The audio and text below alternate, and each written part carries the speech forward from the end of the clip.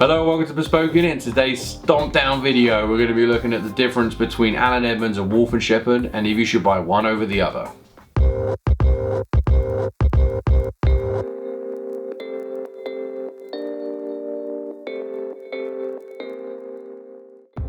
Hello, my name is Paul Anthony. And I'm CP. And in today's video, as I mentioned in the introduction there, we're going to be looking at Allen Edmonds and Wolf & Shepherd.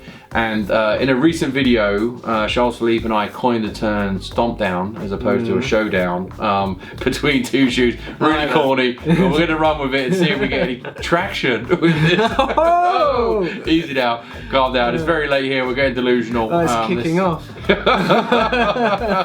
I really can't think of anything to come back to that one. Anyway, the really interesting thing about this comparison is that these shoes are in basically a head-to-head or a toe-to-toe price. This is ridiculous. They're in a toe-to-toe price bracket with Allen Edmonds probably being around the $400 mark and the Wolf & Shepherd's being $365, $395 for their leather kind of shoe and boot offerings. So I'll take it away on the Allen Edmonds side. Sure. So Allen Edmonds, classic American maker here, made in the USA, Goodyear Welted construction, which is going to give you good resolability. Yeah. It's going to give you good water protection, and they're obviously made from very high quality leather uppers, leather inners, the full shebang. Everyone pretty much is comfortable and knows the pros and cons of Allen Edmonds. There are links below where we talk about different construction methods, Blake versus Goodyear. However, the Wolf & Shepherds, as you'll learn in a minute, are a hybrid cemented Blake construction shoe. So indeed, I don't even want to take that away, Sean. Well, a lot of shoe snobs are probably going as they hear those words. Cemented shoes for $350+. Well, that's an interesting one, and I think that these guys have caught it quite a unique market here. So we're looking at a construction that involves, as Paul mentioned, a cemented and Blake construction. Here we have Phoenix Tech rubber soles, which are on each of their models, which is a very lightweight rubber.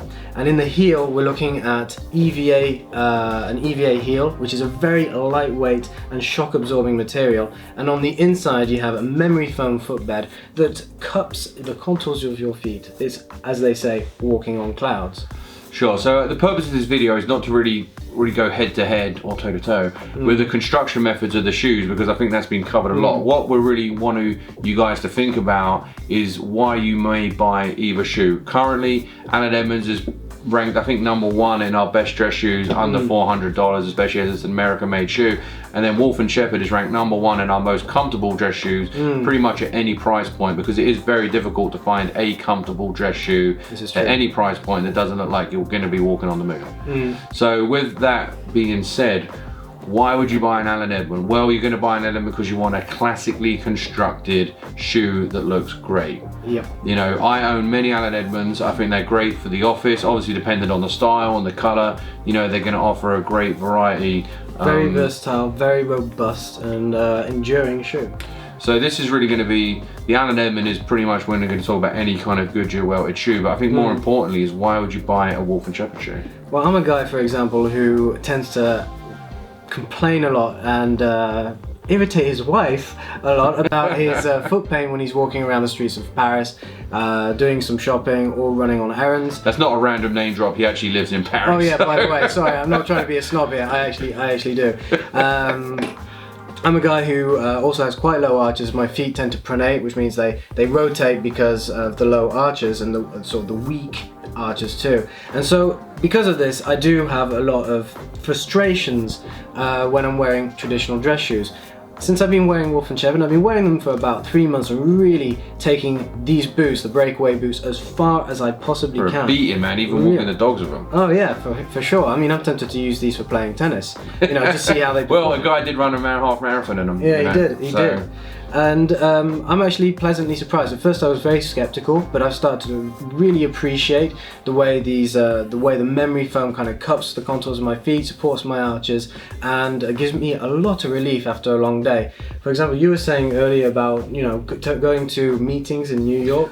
Yeah, so I actually live here in Philadelphia, and I go to New York fairly frequently. And when I do go to New York, as many of you who may have been to New York, it's actually easier to probably walk between meetings as opposed to getting on the subway or jumping from cab to cab or Uber to Lyft or whatever it may be. So many times I'm in New York, I may walk 5+ miles a day, and when the weight of a shoe and the distance that you're walking in a shoe becomes a factor, then definitely a Wolf and Shepherd is going to be a contender. Yeah. So I think that's what it really boils down to, is kind of coming up with your use case scenarios. Would I get married in a Wolf and Shepherd? Probably not. Absolutely. You know, if I'm going to be beating the streets all day, that's probably when I'm going to want to wear a Wolf and Shepherd. If you guys are commuting long distances and you're going to be walking to and from the office, you know, putting yourself into a trainer stroke sneaker or tennis shoe once you get off the train and walk a mile back to the house. No one likes that look if you're in a suit. You know, Wolf and Shepherd have really addressed that corner of the market, and that's something you can do. If, for example, like when I drive into Philadelphia, I live out in the burbs currently, and I drive downtown, I'm usually jumping out from the car park I'm at and only walk a couple of blocks. Then a Goodyear shoe that's a little bit heavier, a little bit stiffer, isn't a problem for me in that scenario. So, you know, for my particular use case, I actually have both Allen Edmonds and Wolf and Shepherds as well. So, you know, so again, I kind of, I don't have a regular kind of office job where I go in, you know, to the same location every single day. I have kind of a more of a virtual schedule where I'm diving between working from home, working in New York, working in Philly, and I will pick footwear based off what location and how much activity I'm going to be doing that day. Now, while I admire the craftsmanship and the quality materials used for making Allen Edmonds footwear, Wolf and Shepherds for me is more of a tool that I use for a particular usage. This is something that I find is very well adapted to certain needs, but not necessarily all my most diverse footwear needs. Sure, so if you're a shoe snob, it may be worth trying out the Wolf and Shepherds for sure. Yeah, definitely give it a go. Give it a shot. You never know. The one counter argument, I think, that if you can maybe get a half size extra in an Allen Edmonds, you could put an inner sole in, but that doesn't negate the fact of, one, you know, kind of a break-in time with a Goodyear Welted shoe, and two, the fact that the shoes are heavy. So that's pretty much kind of the one big question I always kind of get thrown up, especially in shoe communities and stuff. So again, definitely worth giving them a try. We actually love both brands here, so it's not buy this or don't buy that. There are many other great shoe brands that we actually review here on Bespoke Unit, such as Beckett Simon, which is a Blake shoe that comes in at well under $200. So everyone's got different budgetary needs, everyone's got different lifestyle needs, and you know, I think guys, you know, here in the US and in the UK definitely need to kind of expand their footwear knowledge and collections to suit their particular needs.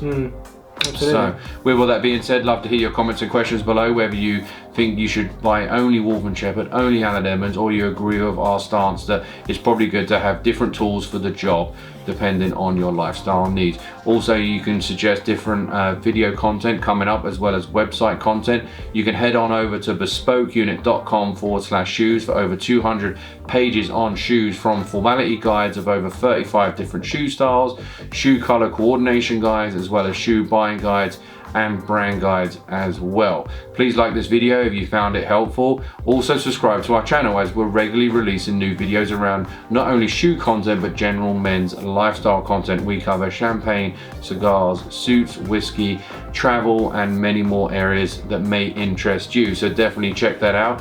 With that big mouthful being said, any last comments there, Charles-Philippe?